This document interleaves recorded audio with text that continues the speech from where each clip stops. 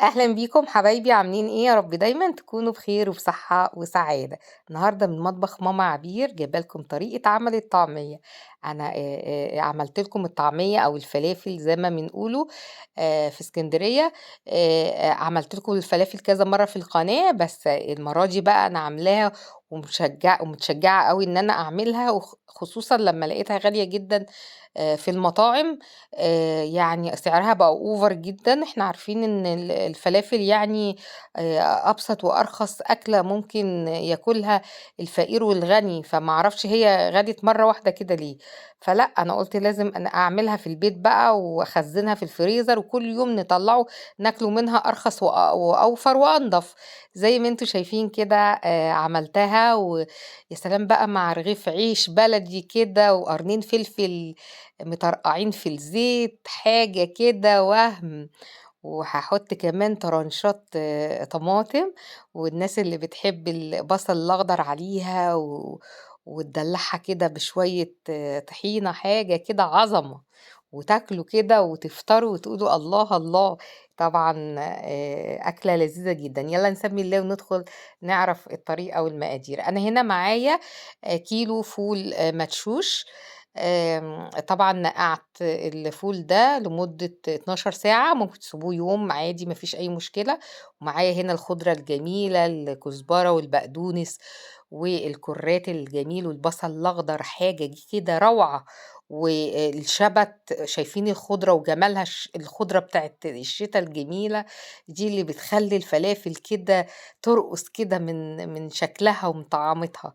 بعد كده غسلت الخضرة كويس أوي، أوي، وبعد كده قطّعتها على الفول وقلّبت كُلّه على بعض وجِبت بقى الكَبّة. أنا اشتغلت بقى بحاجتين، اشتغلت بالكَبّة واشتغلت بالخلاط.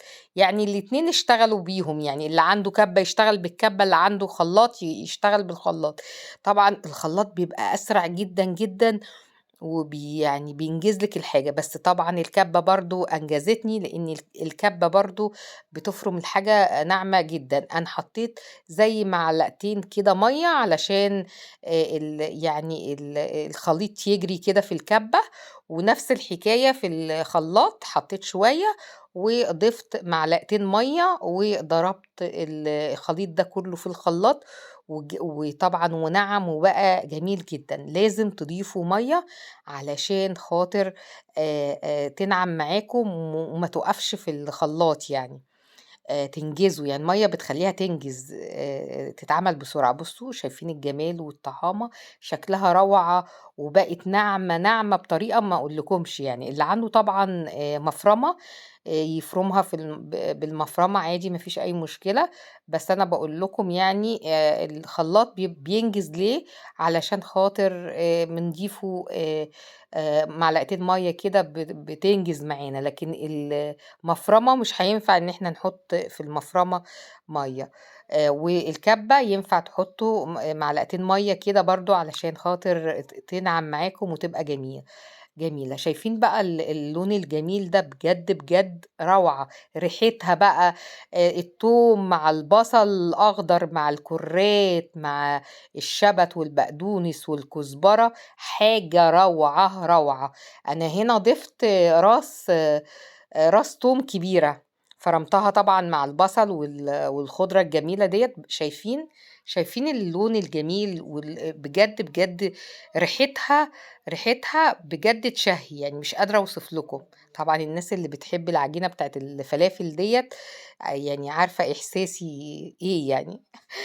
زي ما باقول لكم كده أنا هاضيف كمان التوابل. أنا التوابل عبارة عن ملح وكزبرة ونُص معلقة كمون ونُص معلقة فلفل أسود. ما كتّرتش. أهم حاجة تركّزوا في الكزبرة الناشفة، الكزبرة الناشفة اللي بتدّي لها طعم جميل. طبعًا أنا بقى هاجيب بقى العجينة الجميلة ديّة وأقلي بقى طبق فلافل كبير كده عشان الأولاد يفطروا.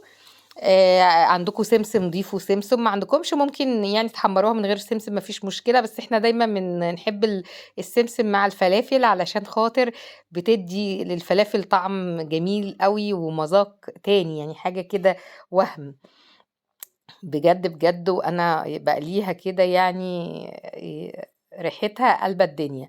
أنا طبعًا ما كتّرتش زيت عشان إحنا عارفين الزيت غالي بقى يعني يعني الواحد عايز يوفّر يعني. طبعًا بعد ما باقلي الفلافل باصفّي الفلافل من الزيت كويس، والزيت ده طبعًا أنا باصفّيه وباشيله بقى لو عملت فلافل تاني أو عايزة أحمّر مثلًا بتنجان، أحمّر أي حاجة بيبقى موجود، زي ما أنتم شايفين كده أقسم بالله يعني لوز مش فلافل، أنا عملت لوز يا جماعة مش فلافل. باتمنى الوصفة تكون عجبتكم، وباتمنى إن أنتم تعملوها بجد، بجد لوز، لوز بجد والله العظيم أنتم بتاكلوا لوز مش فلافل. تحياتي ليكم جميعًا، كانت معاكم عبير العمراوي من مطبخ ماما عبير، والسلام عليكم ورحمة الله وبركاته.